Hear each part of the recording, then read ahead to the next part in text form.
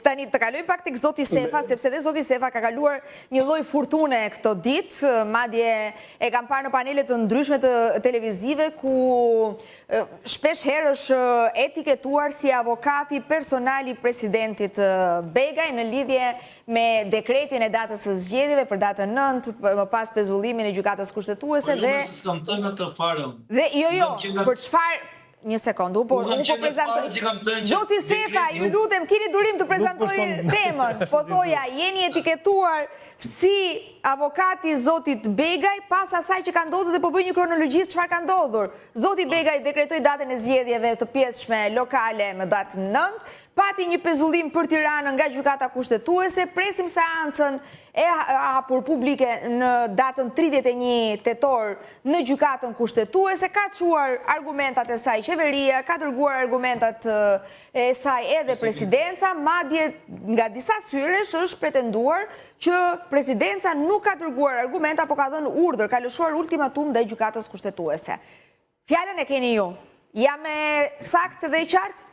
Tani, që në momentin e dekretimit, ose në momentin e ankimit që ka bërë zotë Velia, unë kam kërkuar dhe ashtu si që njohu ligji dhe kam pretenduar që presidenca nuk do dekretoj datë zgjedhjes për Tiranë, si mendoj që në Kushtetutën e Republikës së Shqipërisë, i vetmi dispozit për shkarkimin e kryetarit të bashkisë është 115, që është i qartë. Presidenca i bërë një interpretim të zgjeruar dhe dekretoj datë. Për mua, si jurist, si ndrit, them që është dekreti sforcuar dhe është në kundërshtim me Kushtetutën. Tani do ta vendosë gjykata kushtetuese është kundërshtim apo jo. Por ajo çka ka mbajtur qendrim gjatë kësaj periudhe është fakti i një sulmi të paprecedent, pa logjikshëm dhe të pakuptueshëm të opozitës me institucionin i cili në fund ditës është institucioni i presidentit, që është simboli, është kreu i shtetit, është simboli i unitetit dhe presupozohet dhe normalisht do të jetë një institucion që duhet të respektohet. Nuk është individi Marian Begaj. Në Francë po sulmohet. Ta mbaroj unë. Si? Nëse nuk e di në Nami. Po në Francë po sulmohet. Opozita në Shqipëri është si opozita në Francë. Jo, se e ngatron ti se Jo, se të parë. Çu më thani që edhe një minutë sulmuar. Edhe një minutë sulmuar. Që ke president, ke jurisprudencë. Që kur më thanë që jeni Zoti Burimi, më dëgjoj pra, që kur më thanë që do jeni në studio e dia dhe krahasimin që do bëje. Presidenti i Republikës së Shqipërisë është si presidenti i Italisë. E dini ju kush presidenti i Italisë? Është më i fortë i Francës, është më i fortë i Francës. Gjithsesi, ka një do thot për rolin që ka. Për honorific fare nuk është, por gjithsesi. Deri ku Presidenti i Francës zgjidhet nga qytetarët. Presidenti i Francës apo jo? Të tonin e zgjedhjet i Rama o zotëri. Jo, e zgjedh parlamenti. E zgjedh parlamenti me delegat. Do të flas për Konstitutë. E zgjedh parlamenti me delegat në popull. E ka zgjedhur e Rama. Jo, Sefa, të dash shumë.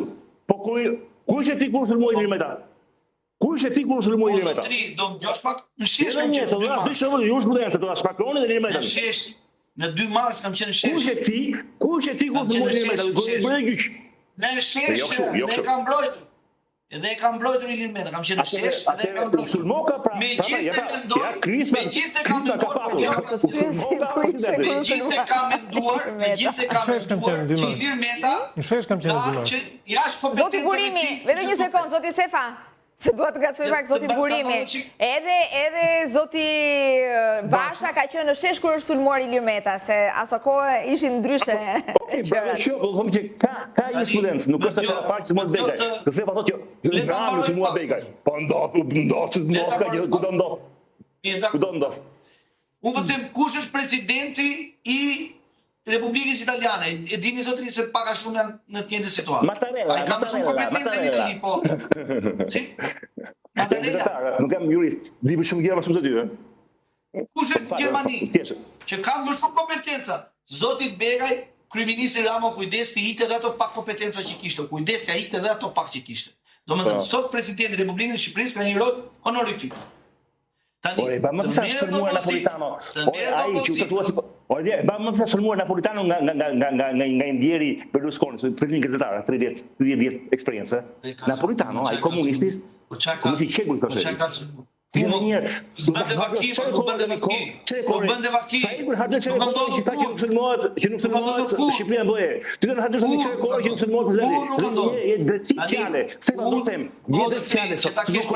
Vazhdojmë. Ja kam marrë pak zoti Sefa, lutem zoti Burimi. Unë kam të respektimi i institucionit o zotëri. Një çfarë sulmohet? Po dakord. Vazhdoni. Vete presidenca të bie me kura o zotëri, të bimra. Tani po të them. Presidenti është institucion o zotëri, nuk është individ. Individi nuk përfaqëson Mariam Begën. Është institucion. Edhe do të sulmohet demokraci. Sulmohet ore, ai po sulmon ty në Amerikë, po sulmon Biden thotë debi xhodar. Ore në demokraci ose fa, nuk kemi më në kohën e partijës punës. Demokraci gjithçka sulmohet. Ekzekutive o zotëri. Po e ndërton shtetin, konceptet e shtetit o zotëri. Unë kam fjalë lirë. Gjithçka sulmohet dhe një herë mos i dorë nga kjo gjë. Kjo është demokracia, e drejta fjalës. Ti pastaj avokat, nëse para ti, merrni që po demokraci po të jap një skup. Në demokraci gjithçka sulmohet. Po pra, dakord, po çfarë keni ka për presidenti që sulmon, që do të marrësh mendim për shkarkimin? Ti s'ke argument atë. Si? Po dhe një, në atë një në parim sulmohet. Në atë tani, çfarë benefiti politik ka opozita që merret me presidentin? Do të vë presidentin e vet. Kjo është ndër debati, pastaj ndër debati. Jo, një minutë. Ja, po ky është debati pra. Se po bën nuk politike, bën një opozitë, bën me kryeministrin, merret me kryetarin e parlamentit, merret me presidentin. Unë nuk e kuptoj, domethënë, këto janë është strategji rrumuj pa raporte, edhe nuk dim ku bëjnë edhe ku vë. Me çfarë do të merret tjetër? Kandidatin e ka marrë Boris për Tiranën, edhe për gjithë bashkitë e tjera, në rregull është. Të merresh me presidentin e Republikës, që kërkon 94 vota për të shkarkuar dhe vendim gjykatës kushtetuese, që ti e di shumë mirë që nuk i ke. Unë nuk e kuptoj çfarë përfitimi politik ke. Vazhdoni me kinë me Rusin. Opozita e akuzon presidentin, Opozita e akuzon që ka ngrënë 6 gola sipas të ka ngrënë 6 gola skuadra, thotë ajo 6 gola ka ngrënë ajo. Nuk do të çeça të leqes, largohet nga fusha. Po ne kanë gjithë pse s'ka ndodhur herë. Vazhdoj të hajtet. Dhe një ka ndodhur. Dhe një herë, një opozitë për të bërë opozitë për gjithçka. Tani do më dëgjosh pak lutem. Po thua. Ja ta mbaroj argumentin zoti Sefa dhe pastaj mbijojmë, po. Ja ta mbaroj. Zoti Begaj i ka cënuar të drejta Erion Veliajt, sepse ka dekretuar datën e zgjedhjeve në Bashkimin Tiranë. Opozita ka marrë flamurin edhe bën betejën e Erion Veliajt. Pse presidenti ka cënuar të drejtat e Erion Veliajt, domethënë fitoren e Erion Veliajt e për opozita si kanë betejë. Tani unë nuk besoj që ka opozitë në botë që nuk do zgjedhje. Opozita punë zgjedhje një orë pak. Unë kam bërë shkrim mos hyn zgjedhje, edhe argumentoj. Ku më hyn? Në botë nuk ka bërë Shqipëria ku zgjedhjen. I dashur Sefa. I dashur Sefa, ti i dashur Sefa që ke qenë dhe kemi pasur shumë debate bashkë në një kohë tjetër para Erson, para Ilir Krishtit, në kohën kur ti luftoje për bashkën, thoya po shkon në një rrugë të gabuar. Bashka nuk ka gjithë. Partitë Demokratike unë zotëri se e ke gabim. Edhe ato që kanë thënë nuk i kushtoj brendimin. Mos pranoni kurrë, interesi jote i bashkës mos pranoni kurrë që Shqipëria zgjedhë vjedhën. Ti po pranoni që zgjedhë vjedhën juve? I bie që Berisha është vjedhur dhe interesi juaj është i thoni që Berisha si bashka i humbi zgjedhën. Dhe një herë kuptoi diçka të madhe. Mos më thuaj ti mua që nuk ka. Ata Berisha për bashkë që humbi pra. Nuk ja vonë, nuk i ruaj, nuk i bën. Ai mori parti për të qenë kauza. Berisha për të kauza ai mori parti. Nuk di ta partia zgjedhjet se po ti mund do ja ngec në fyt, do ja nxjerr syt ta këto gjëra. Se unë s'të lënë për 6 muaj marrin pushtetin, tani dela mi pa pikturë do të mi vodhën. Tani çfarë të them unë? Ai ta shqiptarët që se le të Tiranë me njëri. Çfarë unë do t'i ruaj? Tani ka Berisha 2023, 2025 prap. Tani çfarë do të mi vodhin? Por e për të mi vodhin po ja dhe këshilla ime për moderatoren. Tu në Francë neve kur flasin njerëz i vëmë një emër poshtë dhe një funksion. Tot faktikisht jemi 2 politikanë ti dhe zoti Thaik, që nuk është turk, me një gazetar. Është rrequr, jo, është rrequr. Zoti, një sekond. Zoti Sefa është rrequr, është jurist, është avokat, është rrequr nga politika. Apo jo, mbajta premtimin që dash zotëri. Mbajta premtimin që dash. Tash në rast se unë nuk do dal fitues në këtë betejë, Unë do mbaj qëllimi tim, do largohem. Mbaroj procesi gjyqësor, njoha vendimin e gjykatës, vajta në shtëpinë time. Ama, antar partie nuk përjashton dot Sali Berisha mua. Dakor? Si antar si demokrat, si antar partie nuk përjashton. Unë jam parti, unë jam vërtetar, dhe një, pra një dy politikan, shumë. Okay. Ka shumë të tipë të ju, vetëm Shqipëria ndodh që televizionet nuk japin çfarë janë njerëzit. Vetëm Shqipëria ndodh. E prezantova pra në fillim, sepse normalisht. Pa që vjen në emision patisëmore se kupton. Okej, i bëj lutje regjisë që gjatë gjithë kohës të qëndroj strisha. Publiku se kupton. Do reflektojmë. Zoti Burimi, do reflektojmë, por unë jam e bindur që jo 2 politikanë, po dhe 15 të kesh. Jam mos e bindur që i përballon, kështu që energjia juaj nuk mungon. Por nuk është normale për dëgjuesit, sepse politikani ka nevojë përballë një politikan, një gazetar. Unë flas si gazetar, dhe një gazetar më Po mirë pra, po ose edhe për zotin Sefa, ose bëu diri që të bëri një konferencë shtypi dhe tha, nuk kanë zgjedhje normale. Ta lëm të mbaroj Sefën. Për të politikës, vazhdon sot zoti Sefa që thotë që jo në Shqipëri nuk ka vetë zgjedhje. Çfarë debati më kemi ta njerëz? Me që zoti Sefa si jurist po më lajmëron regjia që ka një gjyq patjetër, fjala e fundit, edi. Është profesioni më i shenjtë. Po, atëherë, përpara se të ikësh në gjyq. Zoti Sefa, një opinion të fundit. Çfarë pritet të ndodhë më datë 31 tetor dhe si e lexuat ju shkresën dhe mënyrën se si ju drejtua presidenca gjykatës kushtetuese? Është gjëja më normale në botë, para shtresat e presidencës. Pra ishte urdhër, ishte ultimatum, ishte kërcënim, ishte shantazh, sepse çfarë s'kemi dëgjuar? Apo ishte një procedurë normale? Do të kuptoni, në momentin që ne dërgojmë prapësimet gjykatës, në çdo gjykatë shkallë parë nga 5 ditë, ajo është gjuha që shkruhet. Ishte shumë e modeluar kryeministria. Si? Ishte shumë e moderuar kryeministria. Gjuha formale, po patjetër, është gjuha formale, se është kërkesë procedurale ajo. Kërkoj shpallët mos kompetenca, kërkoj të mos merren në konsiderat kërkesa ose në varë se nuk e kam lexuar me detaje, po mënyra formulimit është formulim procedural, e para, e dyta. Gjykata kushtetuese kur ka pa një proces i dërgon shkresë dhe thotë brenda kësaj date do të paraqisni prapësimet tuaja. Keni zgjedhur dekretin nderuar president, po ku e keni mbështetur këtë dekret? Të kush interpretim ligjor ose nëse keni prova tjera? Presidenca paraqet parashtrimet e saj shkruara normalisht dhe bënte kërkesat e saj procedurale. Kjo është shkresa që ka vajtur gjykata kushtetuese. Gjykata kushtetuese nuk intimidohet sepse është organ gjyqësor dhe nuk pyeta që si e keni lexuar ju atë shkresë. Presidenca është palë në proces. Tani se çfarë do ndodhi është shumë interesante. Do ta diskutojmë. Po. Vetëm diçka të shkurtër para se di. Në ana ime mendoj që ka shkelje të procedurës së shkarkimit zotit Derion Velie, por në këtë rast do kemi edhe interpretim të zgjeruar të pikës C të 162, si do konsiderohet mungesa e vullnetshme apo jo për të kërkuar shkarkimin e kryetarit të bashkisë. Do jetë një vendim që do krijojë precedent për të ardhmen. Zoti Sefa, ju falenderoj shumë për kohën dhe për gjitha opinionet që ndat me ne. Suksese sot në gjyq.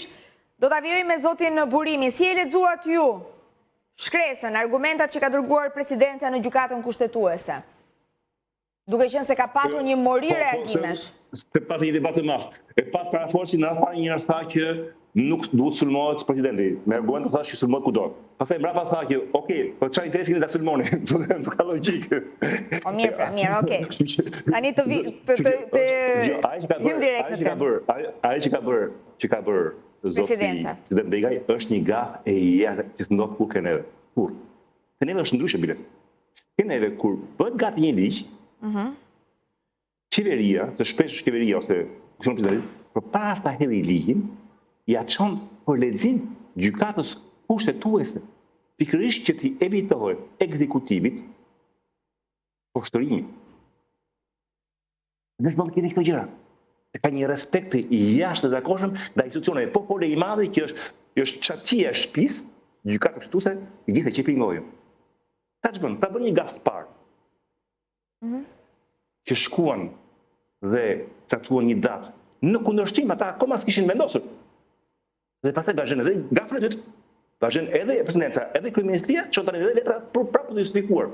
Po ku të kuptojnë ta njerëz që Shqipëria nuk është qeveria, e thënë të pajekun.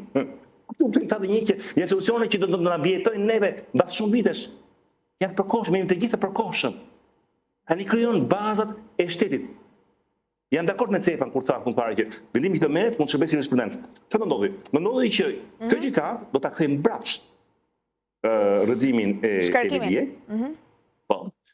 Dhe në këtë rast juristi i kryeministrisë do e kuptoj, do rikthehet prapë në gjykatë, këta herë jo në bazë të nenit 62.c, prapë ligjit përfshirëtor, po do kthehet në kështu me bazë të nenit 115. Ky që gabimi fillestar, gabimi origjinal, që u hoq Veliaj me bazën e një ligji vendor dhe nuk u mor si bazë ligji kryesor që është gjykata konstitucionale, që ka një nen 115, është i shkruar mirë apo i shkruar keq, për mua shkruar keq, pari thotë qartë, thotë që nëse një kryebashkiak shkarkohet për shkelje ligji, atëherë i bën apelim. Dhe në këtë rast thotë kishte bërë dhe Rama. Thoshte, po shkarkoi në bazë të nenit 115, sepse ka shkelur ligjin në bazë të nenit 62. Ky është ajo. Ka shkelur ligjin që s'ka ardhur 3 muaj në punë, po mungesa 3 muaj në punë është e pavullnetshme, sepse është... Po këtu ka një jurisprudencë, kjo ka qenë edhe për shërbim edhe për atë të Himanës, edhe për Beliajin, kështu që do ta kenë vështirë ta.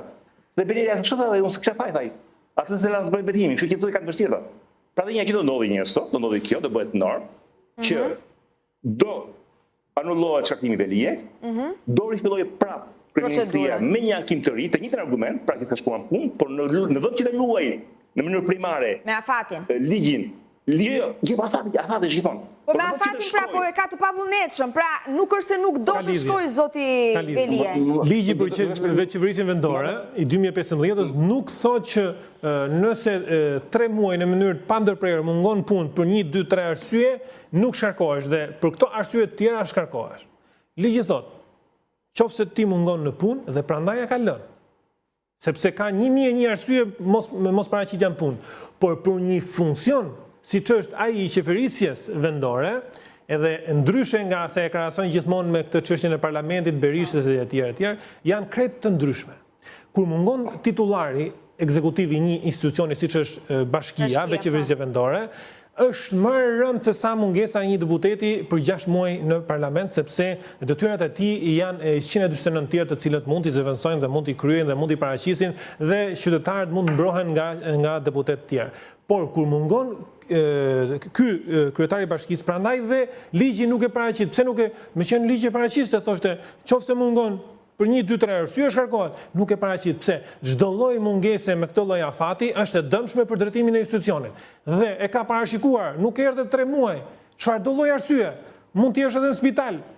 Se njerëz jemi, edhe mund të ndodhi. Pra ti nuk mundesh më të vazhdosh të drejtosh një institucion nëse nuk paraqitesh, sidomos kur ka këtë natyrë shërbimi. Sepse bashkia ka nevojë për të patur titullarin, për të menaxhuar dhe për të drejtuar një institucion. Ka 10.000, 11.000, nuk e di sa punojnë s'ka një bashki. Po si mund drejtojnë këto njerëz dhe si mund të marrin shërbim 1 milion shqiptar pa patur drejtuesin krye?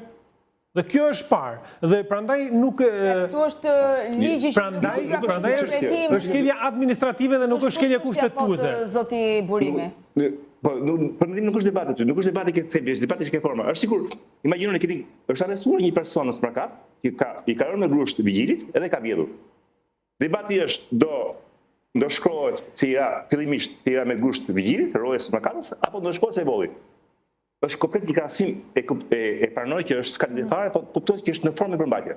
Në këtë rast, debati nuk është shkoj për nuk shkoj 3 muaj. Debati është a shkarkohet Veliaj në bazë të ligjit të qeverisë vendore, apo shkarkohet Veliaj që është neni 62, apo shkarkohet Veliaj në bazë të ligjit të kushtetutës që është neni 115. Ky është debati, jo thelbësia. Dhe ky debat në prendim se ekziston fare. Gjithmonë ligji kushtetues është ligj që i ndron mbi gjithë tjerët. Kjo është debati, s'ka fare, dhe kjo do ndodhi. Dhe do vi prapë Rama, mbajnë në premeje, do ta heqë Veliaj dhe kësa here në bazë të nenit 115. Pastaj do vjen argumentimi 3 muaj. Po debatin si bëro ky, e të se kuptoj këtë gafë këtyre, nuk është gafë, sepse Rama është shumë i nxituar. Rama priti 9 muaj dhe nuk u shqetësua për së tjera. Ndoshta nuk është parashikuar, nuk e kanë parashikuar që do ankimonte Veliaj. Mund të ndodhe kjo. Sigurisht, po nga ana juridike, dhe ky është krimi juridik i presidentit.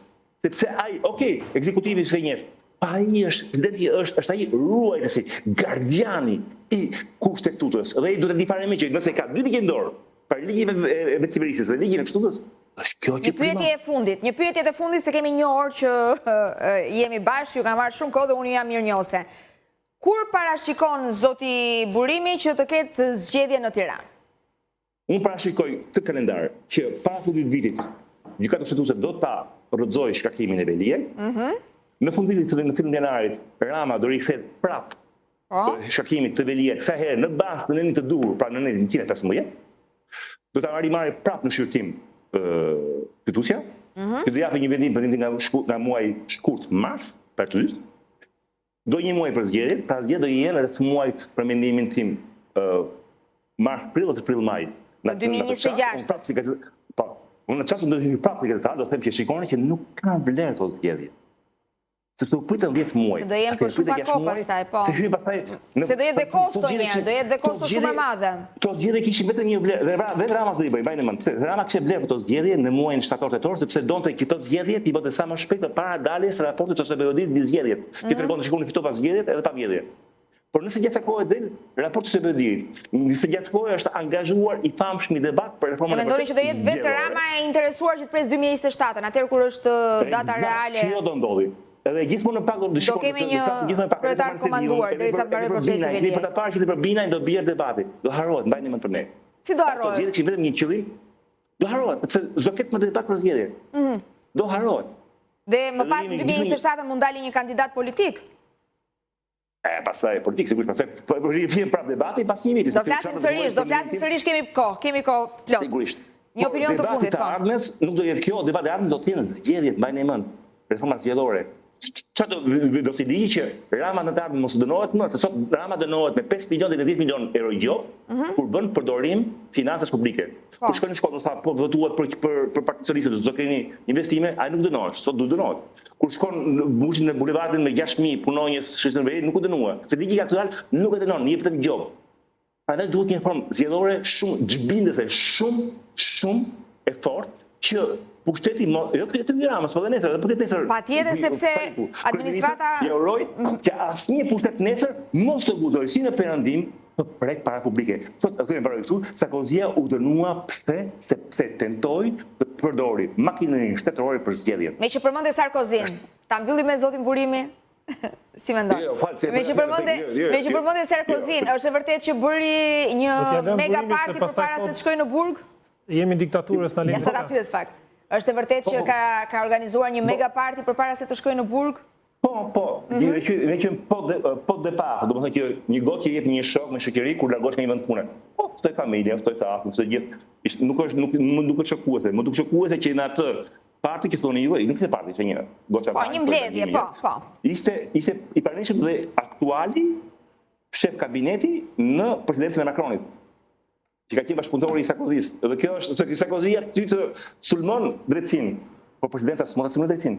Kennedy është nacione shumë të saktë, po ka 200 vjet është armadë, Shqipëria do ketë gjëra më vonë. Faleminderit shumë. Begaj gaboj shumë. Begaj gaboj. Fjalia e fundit atëherë. Shiko, me që Sarkozia ishte kurioziteti. Na akuzoj për antikombëtar dhe antipatriot. Jo, na akuzoj ti. Mos filloni sërish. Do të